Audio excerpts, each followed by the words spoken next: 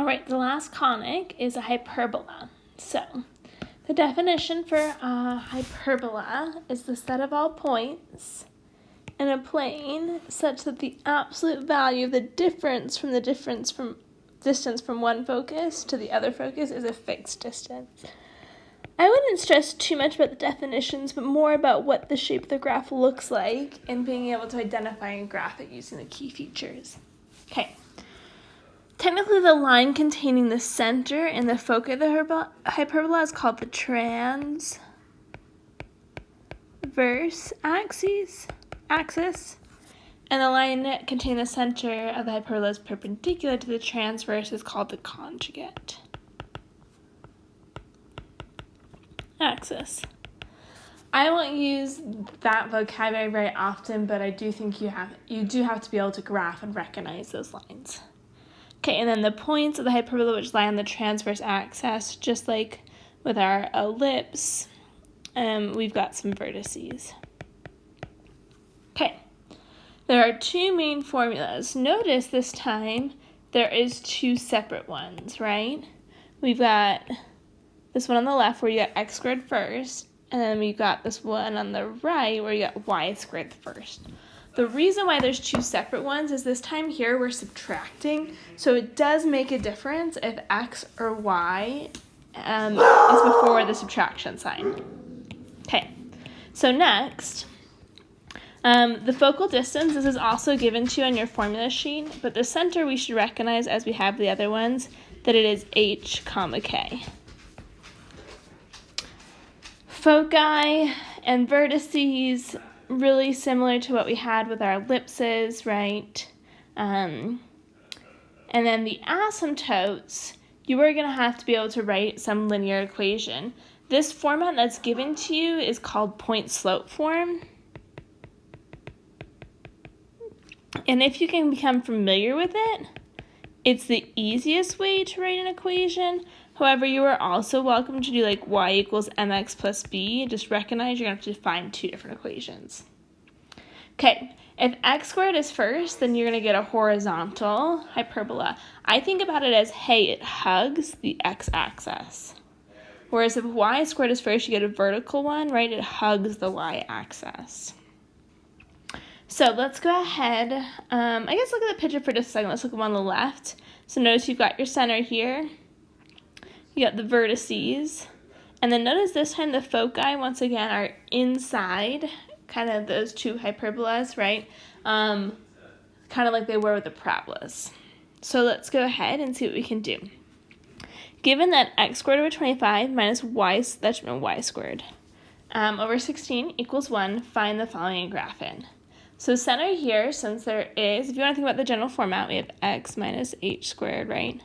All over a squared minus y minus k squared all over b squared equals 1. So notice there's nothing that we're adding or subtracting from x and y, so the center is going to be at 0, 0, which is the easiest place to have it. That's why I kind of started there. The vertices then, in this case, since x squared is first, it's going to be hugging the x-axis. It's going to be a horizontal one. So the vertices, if you look underneath the x, we've got 25, so the square root of 25, because it's 25 is equal to a squared, is 5. So these points are going to be 5 to the right and 5 to the left. The reason why I'm going right and left is because it's with x. So we'd have positive 5, 0 and negative 5, 0 as our vertices. Okay. I'm actually going to come back to these after we graph the focal distance, foci, and the asymptotes. So, let's go ahead and think. So we've got our center here at 0, 0. And if you think about just like what we did with the ellipse, if we go 5 to the right and 5 to the left, these are our vertices. And those 2 points are actually on the graph. If we look underneath the y, we have 16. So the square root of 16 is 4. So that means we go up 4 and down 4, just like we did with the ellipse. However, this time, rather than connecting those 4, we're going to draw a box that goes through those 4 points. And the cool thing is your asymptote will go directly through the diagonals of that box. which means our graph then, I'm going to draw in green so it's a little clear to see, we'll go through our vertices and it will approach these asymptotes.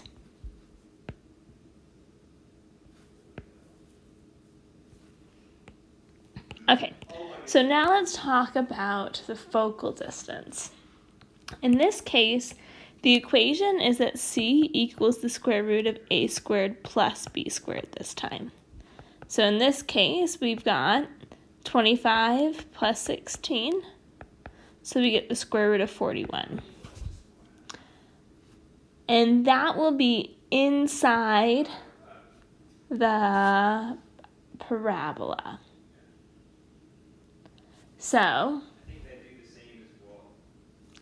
we're going to go ahead and we're saying, hey, if we go from the center and I go left square root of 41, that'd be negative square root of 41, comma 0. And if I go right square root of 41, comma 0, would be my 2 points. If you wanted to kind of estimate that, that's 6.4. So we're saying like, hey, right here and right here are the two foci. Okay, so for asymptotes now. In this case, the reason why I put it at 0, 0 in this case is because it makes it the easiest. So you are welcome. In this case, it's not too bad to write. You can be like, hey, y equals, my slope is I'm going up 4 over 5, so 4/5 x, and then plus 0. And I also have y equals, if I go down 4 over 5, negative 4/5 x. Okay. The slope should be the same, just the difference of a plus or minus. If you want to think about the point slope form, all they're saying is you do y minus the y value of the center, which we don't have, equals plus or minus the slope. So look underneath the y, which in this case was 16, so square root of 16 is 4, over the square root of what's underneath the x, which was 5. Times x, and then it would be usually like minus, in this case, 0, or minus the x value, but since I don't have a value there, 0, I'm just leave it like that. Okay, let's look at the next one. This time I've got y squared first, so think about it hugging the y-axis. This one's going to be a vertical one. The center is, if we look at the x, we're doing minus 4, so positive 4, and then the y, positive 5. Okay. And this time, if I think about my vertices, so I could even go to 4 or 5 if that helps you to kind of visualize. And this time I'm going to add in the y direction, right? So add and subtract. So I look underneath the y and I have 9, so the square root of 9 is 3. So we're going to add 3. We're going to subtract 3 from that center. So whether you do it graphically or you literally go 4, 5 plus 3 is 8. And 4, 5 minus 3 is 2. Those are the two vertices. The focal distance is the square root of 9 plus 4, right? A squared plus b squared, so the square root of 13. And we're adding that to the y value of the center. So the x value doesn't change. We're going to do 5 plus the square root of 13 and 5 minus the square root of 13. Okay, let's go ahead and finish graphing it. So as we finish graphing it, we already went up in the y's, up and down in the y, but now let's look at the x. We've got this 4, so the square root of 4 is 2. So we're going to go left 2, and we're going to go right 2. We're going to make our little box, and then remember, if you go through that box, right, you'll get the asymptotes.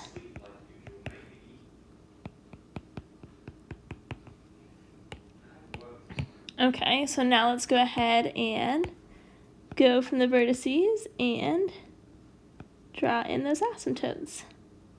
Or sorry, I should say like draw it approaching those asymptotes. Okay. So here, your y-intercepts are not as nice. You definitely could do y equals mx plus b, right? And in order to find, like let's just say for example, I need to find the y-intercept, I could look at the slope of the first one, and I know it is 3/2, so up 3 over 2. I don't know x or y, and I don't know the y-intercept. So if I'm looking at the one that's going up, I could plug in that center point, which is 4, 5, right? and I could solve for b. Be aware, though, it may not always work out perfectly, right? It may end up being a fraction as an answer, and that's okay. I think in this case it does actually work out kind of nice. So dot, dot, dot. But what I'm saying is if you can understand that point slope form, so y minus k equals plus or minus the slope, I'll just put m in, and then x minus h, right? I'm just plugging in my center. Plus or minus the slope, think about rise, so how much is the y going up? This 9, so the square root of 9 is 3. Overrun over the x is the square root of 4, so 2. And then x minus 4. And then you have both equations there. You saved yourself some time because you didn't have to find 2 different y-intercepts, etc. Okay, so now let's write an equation for a hyperbola. So in this case, since it is going horizontal, it's hugging the x-axis, x comes first. So we're going to have x minus something, right, squared, and our parabolas always subtract. Something squared, and it always equals 1. Okay, so our center here is at 2, negative 3. So we're going to do x minus 2, but then y plus 3 for that negative 3. Okay. And then let's look at the x direction. In the x direction, from the center, we're going right 2 spaces. So underneath the x, we're going to do 2 squared, which is 4. And then if we think about the y direction, no matter if you count down or up, we're going 3. So 3 squared is 9. And you've got the equation of the hyperbola. Okay. As with all of them, we're trying to get these things into standard form. So this is really similar to the ellipse where we got to complete the square and then we'll divide by the answer to kind of set it equal to 1. So let's get our x terms together and get our y terms together. And I'm going to move the 169 to the other side. So just like we did with an ellipse, let's factor out the coefficient in front of x squared. So we'd have x squared minus 6x, and we're going to figure out that number. And then same thing over here, let's factor out what's in front of y squared, so the negative 25. And we'll be left with y squared plus 2y. We'll figure out what number goes there to complete the square equals 169. Okay, so what completes x squared minus 6x? 6 divided by 2 is 3, squared is 9. And then remember on this other side I also have to have 9, but then notice there's a 9 out front, so we're going to do 9 times 9. Okay, y squared plus 2y, so 2 divided by 2 is 1, 1 squared is still 1. But remember when you do 1, it's really times the coefficient out in front of the parentheses, so 1 times negative 25. Okay, so if I rewrite this, I'm going to have 9 times x minus 3 squared minus 25 times y plus 1 squared equals 225. Since I want to set this equal to 1, because that's our general equation, we're going to divide everything by 225.